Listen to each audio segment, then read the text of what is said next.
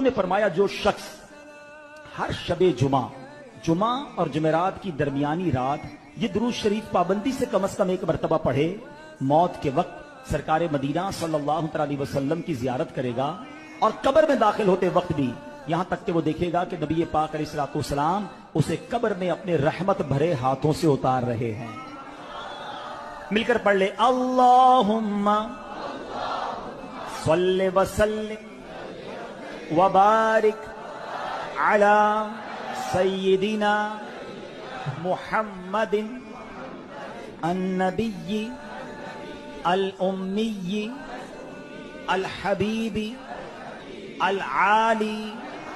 القدر العظیم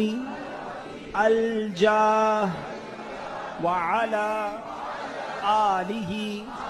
وصحبہ وسلم۔